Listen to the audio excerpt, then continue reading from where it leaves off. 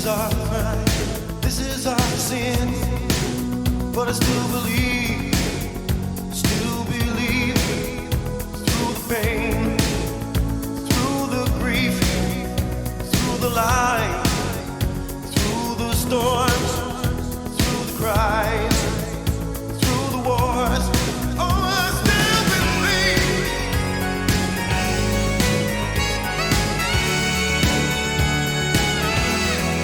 Still believe.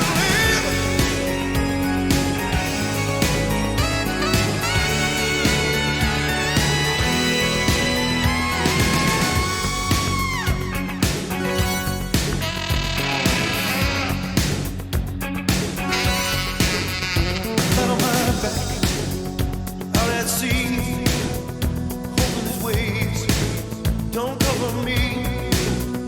Turned and tossed upon the waves. Hello there, and welcome to another episode of News from the Gelding. So, hello there. Slightly late today. I will explain why in a moment. But the intro today was, of course, the wonderful song from Lost Boys, performed by Tim Capello, who actually features in the film as that greased-up hunk with the saxophone. I've been meaning to do that one for a while, but one particular line that he says through the pain is quite relevant to today's episode, because I've been experiencing a lot of pain, which is why my video is a bit late and I haven't accomplished half of what I said I was going to accomplish. But there we are. These are the harsh realities of having a fucked wrist. So let's crack on with a bit of wrist news. So over the course of the past almost 3 weeks now, I suppose, there's been a general decline in the quality of life of my wrist. The one that I use to do pretty much everything, especially the artwork that I'm needing for this book release. So for the front cover, primarily at the moment. So it's either the weather or just that I'm using it a bit more, I don't know, but constant pain, and some on a couple of nights I haven't been able to sleep because of it. So I've taken some drastic action. So I've got a number of products here. I'm not getting paid for these placements, of course. It's just what I'm doing to stave off insanity. Okay, the first one is Cod Liver Oil. Recommendation from my mother. Hello there. So one of these every day hopefully will improve my joints. I used to take them back along. Whether it works or not, who knows? We'll give it a go. But it's a long, slow burn thing. Hopefully it will improve over time. Also, I've been trying this Voltarol, which in the UK is a joint pain relief gel, which you apply directly to the joint. And it's supposed to give pain relief and stop some inflammation. Unfortunately, that's not working for me. I suppose, mine's beyond just mild arthritic pain. Apparently I don't have arthritis, but the pain is certainly comparable to that, I would imagine. Anyway, that's not working, but I'll slap it on where needed. The third thing is a bit of deep heat. This seems to be working the best. So this is for, again, rheumatic, muscular, all that kind of crap. And it heats up the joint, because I've found that after a shower, warm shower, hot shower, the pain almost goes away. So I thought, let's heat the bastard up and see if that helps. And it does. The only problem is it fucking stinks. So that's the other thing I've done. I may at some point resort to the kind of new age answer to pain of the wrists with those, magnetic copper bangle things. I don't believe those work at all, but desperate times may call for desperate measures. Sometimes I just want to take a fucking hammer to the thing because I've had enough of it. Anyway, I won't do that, obviously, but you know, the thought does occur occasionally. Right, okay, next, it's a bit of maggot news. And no, I am not discussing the state of my genitalia, although I may do in a future episode if I get enough. No, I won't. But anyway, this is about another infestation. We're not talking slugs here. We're talking maggots. So in the summer we had a lot of flies coming in, bimbling around, and we could see them mating in midair. It was quite nice to watch, actually. Their movements are so fast, but then they would stop for a brief moment for a bit of coitus.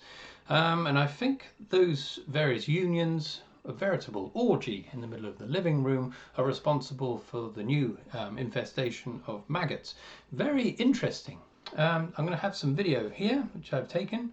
So what's happening is, I believe, the maggots have been laid behind our sofa where it's a bit dusty. And as the maggot's grown, it's wrapped, quite clever, it's wrapped a cocoon of fluff around it, and then it's gambling up the wall. So I noticed it because I saw a bit of fluff slowly moving up the wall. Upon closer inspection, there's a bastard maggot in the middle of it. Now one of them's made it to the ceiling. The ceilings are so high I can't reach it, but it's already in place and it's going to become a fly at some point. So I'll leave that alone for the time being. The other ones I'm afraid I've had to exterminate. I don't normally do that, but I don't really want any more flies in the house, turning our flat into an orgy of fly shit. So that's what's going on there. Bit of maggot news. Okay, next on the agenda. I've been reading quite a bit lately, but I'm not going to do a review or anything because it's not science fiction or fantasy, but I just wanted to give it a mention because I bloody loved it. So it's the trilogy of books by, what is it, Lars? No, I don't remember his name. But anyway, it's The Girl with the Dragon Tattoo, The Girl Who Played with Fire, and The Girl Who Kicked the Hornet's Nest. Quite a well-known series of books. Stieg Larsson, nailed it. Okay. Swedish author. Unfortunately, he passed away before the books were even published, so he never got to know how successful they were. So it's crime fiction, set in Stockholm, primarily in Sweden. I saw years ago, I saw the Swedish films based on the books, which were brilliant. So I didn't really want to read the books because I remembered the story quite well. But anyway, I gave it a go. Vanessa recommended, she had them, so I started reading them. The first book, Girl with the Dragon Tattoo, is by far the best crime fiction I've ever read. A really engaging story, lots of mystery, very sinister undertones. When you find out what's going on towards the end, it's quite remarkable and very disturbing.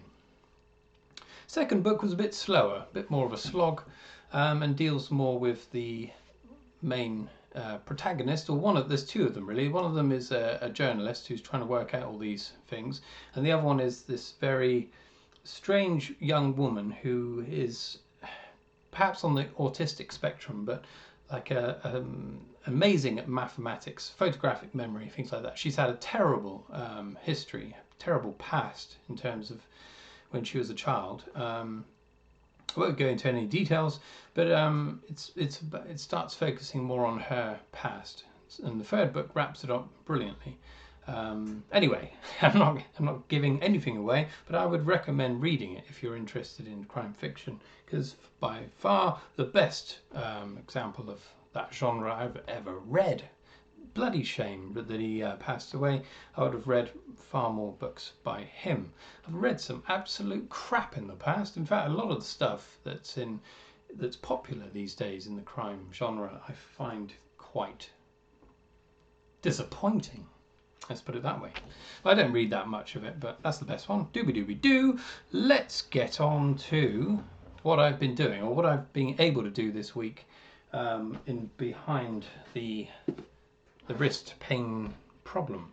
So let's consult the old sketchbook. So I haven't put paintbrush to canvas yet, but what I ended up doing was going back to the old sketches because I wasn't happy. I suddenly thought I wanted to zoom in a bit more on the temple, increase the level of detail. But the problem is when I started matching it up on the cover, it didn't look right, so I abandoned that. So the first one here is a sketch where I'm just zoomed in a bit more. This one, slightly more detail. I'm playing around with mountains there.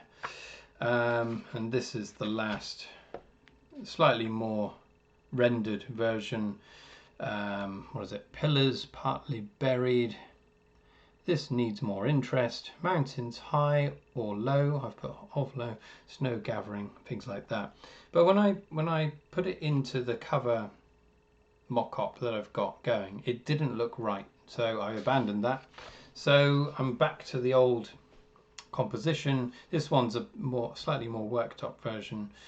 You can see the monastery on the left, quite an unusual structure with circular holes. That's how it's described in the book. I didn't really imagine how it looked when I was writing about it. I did and I didn't, in a very vague sense. This is, I don't know whether this is how I imagined it or not. It worked for the illustration, and yeah, references it nicely. And of course we've got the temple on the pinnacle, accessed by this little bridge. Here where I'm playing around with designs for the temple, again going slightly or like an Eastern, like Japanese architecture I'm playing around with, but it doesn't look sinister enough, so I've abandoned that. This one, that line going down there suggests where I want the mountains in the background to be. So now I've got the foreground sorted and I'm focusing more on the background, which I don't really want to detract from the foreground, so I'm going to have to keep it simple. Here we are playing with a bit of colour. So I know that the book jacket itself primarily is going to be blue, so I don't want too much blue in the actual painting, even though I envisaged blue being used to highlight the snow and whatnot, but I'm not going to be doing that now. And importantly, the tower has like a beacon on the top of it, a red pulsing red beacon, and red light spilling out of the entrance, which will then form highlights on all of the foreground. So what I've decided to do, here we are, I've been playing with a bit of mountains. I've just been drawing mountains here. So I just made these up out of me head, because I don't really want to use reference material for this mountain. I've got lots of mountains I've been looking at, but I just want to do my own thing really. So I want it to look that it's not of our world. Let's put it that way. Okay, and the last one I'll show you is this one. So this is more or less how I imagine it will look color-wise. So blue and yellow go together fairly well, so I'm going to do a kind of sunset colours, reds and primarily yellows, and the beacon on the top of the tower is going to be this very vivid red ball, and then the foreground is mostly blacks, but on the blue side of black, but not too blue. And yeah, I think it could work as a nice, I've got a couple of little details there I'm playing around with other arrangements in the background, but I think I'm just going to go with a very simple mountain arrangement. And just one final one, this is just a little sketch again, but this is the kind of design I've settled on for the temple. So quite simple really. Looks a little bit like the tower at Isengard, I think, in Lord of the Rings, but I wasn't really thinking of that. I just wanted something a bit spiky on the top, but otherwise quite plain and austere. So that's what I'm going for there. I won't show you anything more because it's all a load of crap. But what I'm going to do next is I've got my canvas ready. It's down there. First thing I do is I'm going to very roughly transfer the image to the canvas, block, mask off the foreground, and just paint the background, hopefully in one go, which I'm going to do after I've finished today, and let that dry. Next week I can hopefully do the foreground, and hopefully it won't be take me too long. I know I said I was going to do the whole thing in one go, just with like an underpainting first, but if I do it in blue as I was intending, or any other colour, the sky is going, it's going to show through the sky, because those colours are slightly, the yellows and the reds are a bit more transparent, well, the ones I use are anyway, so it will show through. So I want to keep the background white to begin with and lay it on top. I'll do an underpainting for the mountains, I think. So hopefully this will be 3 sessions, I think, if all goes to plan and if my wrist behaves. I'm just going to cake it in deep heat and hope for the best. So there we are. Sorry, it's been babbling on as usual. So next week I'll definitely have some painting to show you. And yeah, we'll go from there. Also got to start the map, but the drawing side of things is what's really giving my wrist problems. Painting, I can get away with not moving the wrist so much, but when you're drawing, you're kind of grinding these bones together, and mine appear to be fairly devilishly locked together in a crunchy way. Only other thing to say was I intended to have Friday and Monday off of this weekend. They were days off, and my boss texted me the night before Friday and said I had to do another bloody run. So it's cut down on my time a bit, but I'm going to hopefully work through this weekend and get back on track. Right, there we are. Let's leave it there. Thanks for watching this far, and I'll be with you again next week with a bit more whatever I come up with. Thanks again, and cheerio. Cheerio.